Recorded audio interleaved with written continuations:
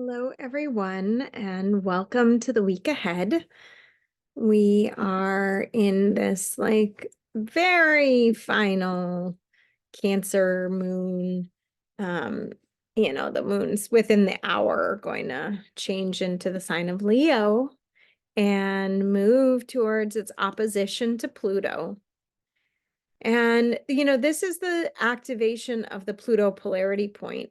Here where we have the sun in Pisces at the 29th degree, right? This culminating energy of the sign of Pisces, really pointing to all those core patterns and dynamics from the past where our sense of self-value, sovereignty, um, the capacity that we have to really be ourselves is essentially limited in any way that we are not allowing ourselves to create.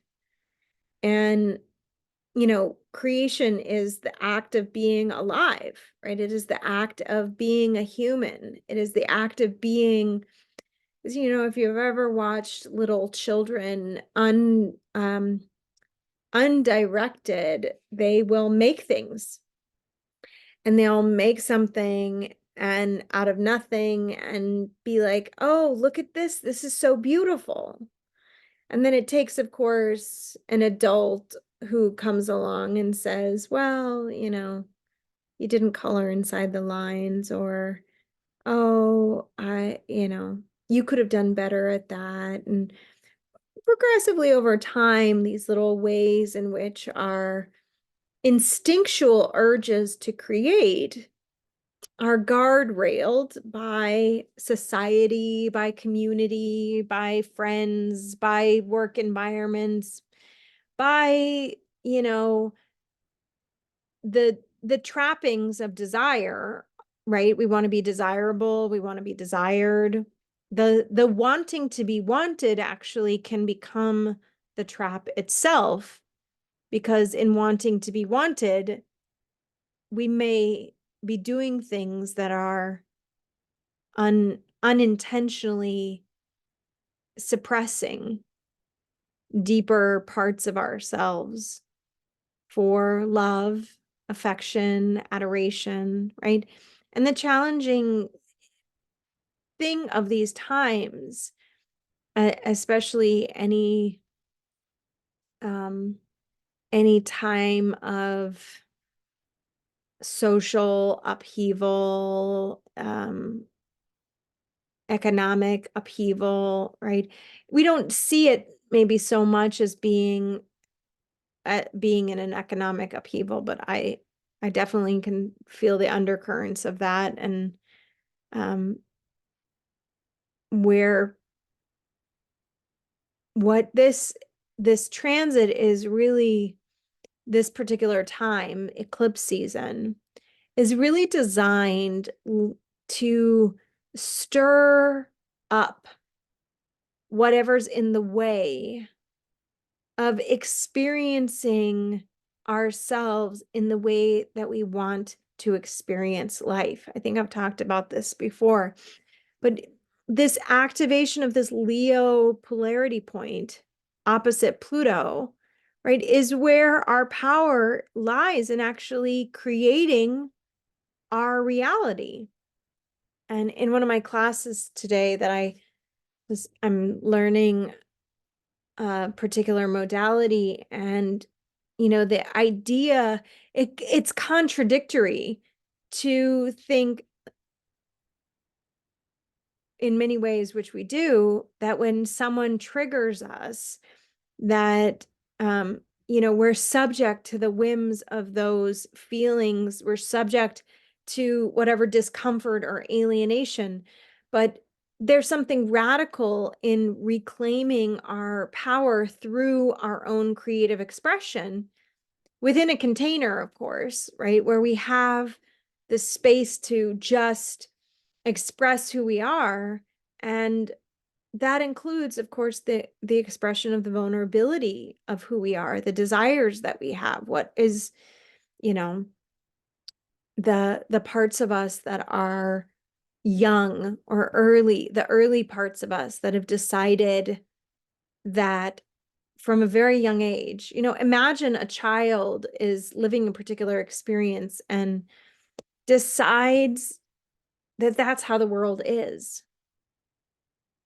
And then they never experience anything else because no matter how old they are, they're still looking at the world and saying, well, that's how the world is. But long since then, the world has changed, and now they're adults, and now they have responsibilities, and but they're still looking at it from the perspective of that young child, right? This is another way in which through the creative force, through our creative life force, we can begin to really see something that matures in us. We have this week a couple of the main big transits, aside from the sun moving into the sign of Aries and initiating the equinox, which I did a special video on the equinox, and I did I did a week ahead on the equinox. So I'm not going to spend a lot of time on that today. You can go back and watch those 2 videos if you haven't had a chance to hear me talk about that. But right, that's an initiatory energy. It's a cardinal energy. It says start. And Aries is about starting, instinctually. It's starting something that is just coming from who we are. And the more that coming from who we are is on the outskirts of reality and society, right? The further out, it's imagining like, okay, here's the ideas, the cultural norms and the religious norms and right, and then they all fit really tightly on Earth. And then we go out a little bit further, and then we go out a little bit further, right? And then we go out a little bit further. And then out here, there's all this space and spaciousness. It's really the space of the unconditioned mind. The unconditioned mind looks at, a cup and doesn't know that it's a cup, doesn't know that it has to be used for holding liquids.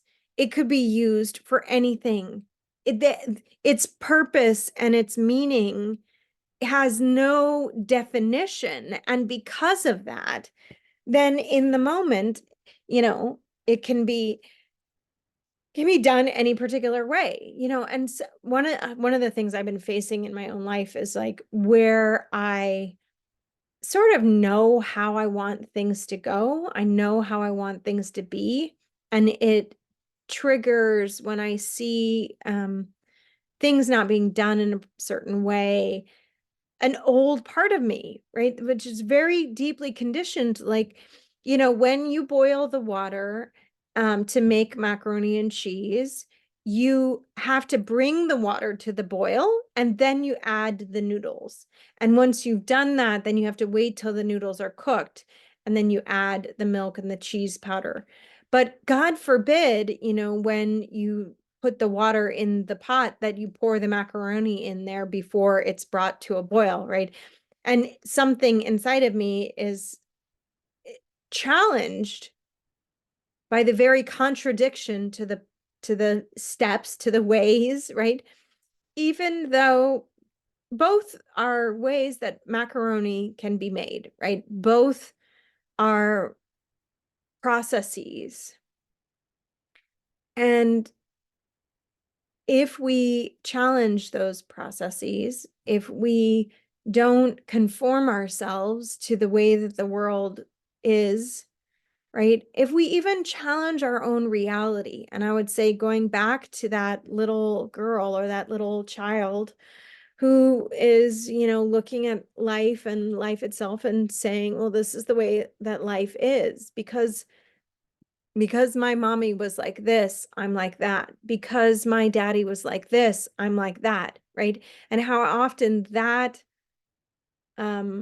framework of our identity is unconsciously operating what we're creating in any given moment.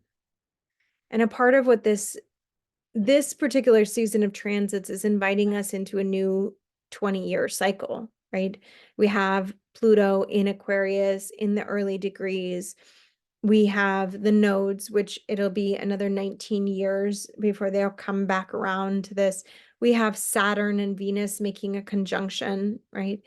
There's a lot of long-term initiatory energy, and the real fruits of anything long-term take a long time to reveal themselves, right?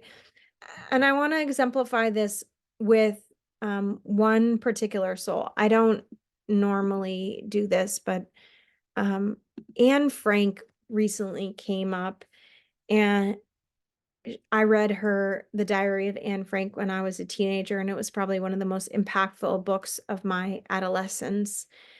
And she was, you know, she was a young girl. She was the daughter of Otto Frank. She was a Jewish girl.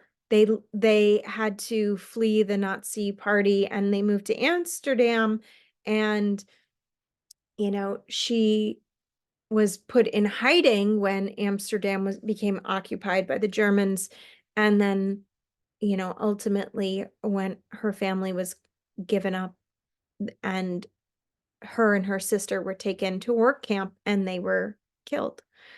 And it's such a testament to, here's a child, right? A child who was a teenager, um, never really knowing, even as a soul, never really knowing how deep and profound of an impact she would have on the world.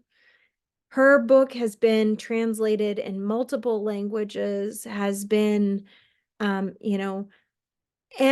when you look at the transits to this soul, the real progress of her evolutionary journey actually happened after she left the physical body.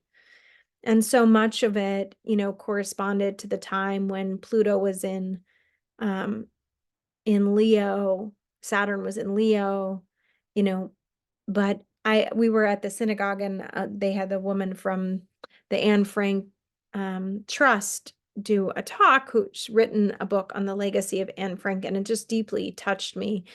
And when I looked at the transits to her natal chart, for all the critical times, both when her father discovered her diary, and then the first time her diary was published, and then, even today, if I was a predictive astrologer, I would imagine that at some point over the next year, she will have a huge impact on the world, in part because this Jupiter Uranus conjunction is right on her north node. Uranus is transiting her north node right now. And she tends to have a lot of public exposure on or in between the sun on her north node and or her solar return, historically speaking.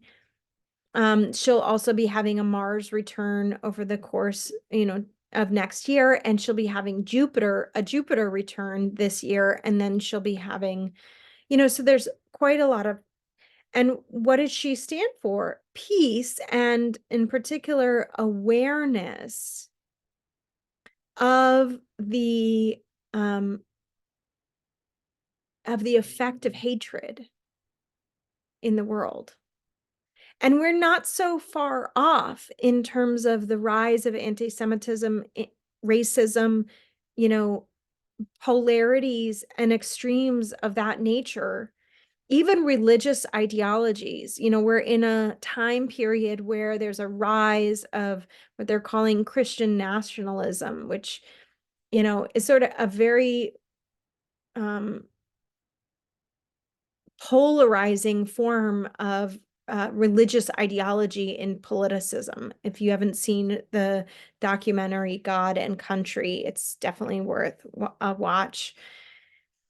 Because when we have, we have the nodes of the moon in Aries and Libra, right? These are the activations of the polarities of war and peace. And we've seen that with Israel and Palestine, and how deeply impacted the Jewish community is, and also how deeply impacted the Palestinian community is, and the world, and the nature of the complex of hate and violence, the complex of religious and social ideologies that will seek to destroy human beings and instead of harmonizing, right?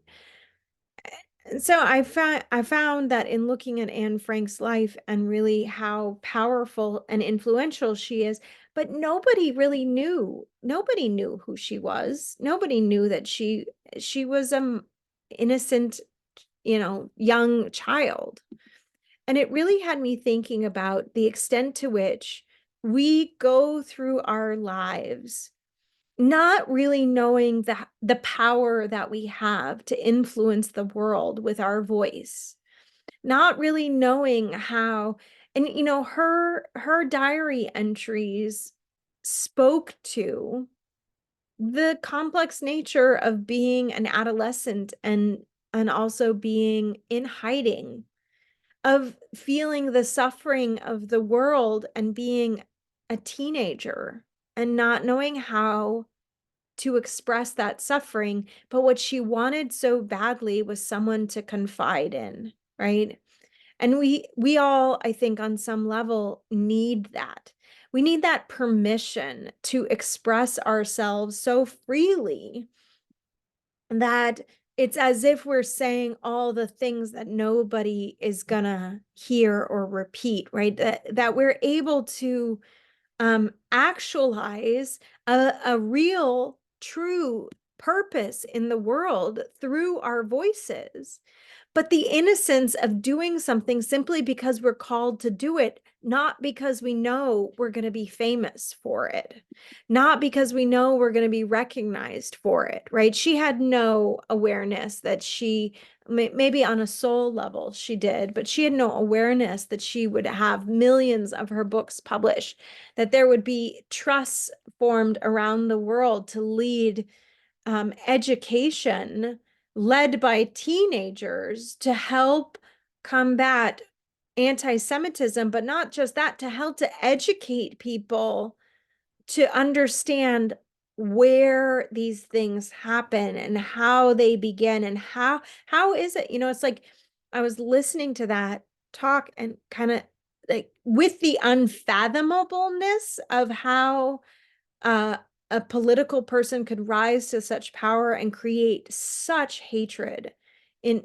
genocide of the Jewish people, right? And that people could actually I mean, like, it's like my mind can't even understand how that can be possible. And yet we're no different in terms of time or awareness of that in the suffering of people in the world, and how we're, you know, how it can be mind-blowing that we have the technology that we have, that we have the resources that we have in the world, and that any form of hatred or violence would still have the ability to persist. And yet in our own lives, we can probably see where we struggle, right? Where we struggle to be loving, where we struggle with past relationships or hurts or wounds, right?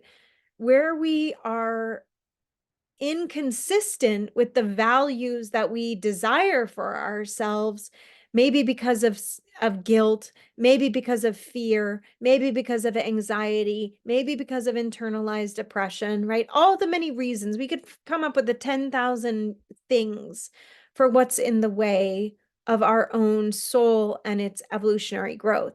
But always what happens when those 10,000 things are in the way, it's like a diamond, it's like pressurized coal, right? Coal unrefined potential, pressurized by the intensity of life itself. And then it becomes a valuable and incredibly beautiful gem.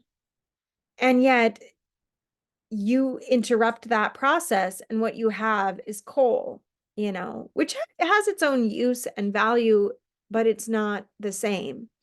So this week, after the moon in Virgo, we have Mars entering the sign of Pisces. And there's really a strong social element after this Venus, Venus Saturn conjunction, and then we'll have Mars moving towards a Saturn conjunction, right? We have the rulers of the nodes in the same sign. And as the moon goes through and opposes, the opposition, pay attention. And I would just say, pay attention, whatever you are working with during that Pisces new moon. We're moving into the oppositional territory, right? And the seed of what we were challenged by in that new moon, the seed of whatever healing was actually coming to the surface, is now coming kind of more towards this fullness, where what we're being asked of is to refine and ground our learning into a very practical changes, and Virgo can be very pragmatic and very logical and relative to like what needs to be done to heal this stuff, right? If you, it's sort of like if you've had an ailment for a long time and finally you get a diagnosis, and then finally you get instructions, do this, do this, do this, do this, do this, and this will heal whatever this was. This is the point in which you have to decide, do I do this? Do I do this? Do I do this? Do I do that? Because it's going to ultimately lead me down the path of healing, and it might take a long time, and it might not necessarily bring me where I, was intending to go, but it will take me away from the suffering. It will take me away from the pain, the physical limitations, the emotional limitations, and it will bring me towards whatever it is that, we're really calling for. And here's the piece that's the tricky spot, right? Is that the outcome is totally unknown, right? The essential, it's like a waiting in a way to see, well, how will I feel, and what will it be like, and how will this change my relationships, and how will this process, how will this redefine the way that I feel in my life, and how will this help me, cross into a different space with my own energy, with my own life force, with what, right there. It's like navigating, in a way, a narrow passage, because you ultimately have the choice. Now you have the diagnosis. Now you sort of know what's got to go, and you don't know what has to go, but maybe you can recognize the patterns that have to be evolved, right? Oftentimes when we think like, oh, I have to end this relationship, but sometimes we don't have to end a relationship, but we have to end a way of relating to the relationship. Sometimes we have to let go, but not of the thing itself, but our attachment to the thing itself. Sometimes we have to face the obstacle or the pain or the decision or even the commitment, and have the courage to, have it shape us, even in the face of the discomfort that it might need. It might mean changing our belief system. It might mean changing, our philosophy. It might mean that we don't really belong where we've been, but we belong somewhere else, and that we have to go, through a process of deconditioning. And then we get to, this next week where Mercury stations retrograde, right? So, and I always think of the retrograde function is the internalized or the acceleration of the soul's evolutionary process, the soul's evolutionary journey. Think about it this way. A planet, when it's stationing retrograde, it's going from what's called primary motion, which is, traveling in its orbit, to secondary motion. And secondary motion appears to be moving backwards, but it's really just a change of speed in relationship to everything else. So this sometimes means for us that by slowing down or, going inside or really facing the acceleration of our own evolution, we are able to change the direction of our lives. It might feel like going backwards. It might feel like things breaking down. It might feel like, conflict. But that conflict becomes the certainty for us to face something internalized that had been calling our attention this whole time, but now we have the capacity to say, okay, I forgive this. I let this go, right? I'm able to really see that everything is coming through my belief systems, my perceptions around the world. And if there is a younger self that has been unconsciously driving, the bus, why have they been in charge? Because that's where we felt like our freedom lies. That's where we felt like our power um to decide our reality came from.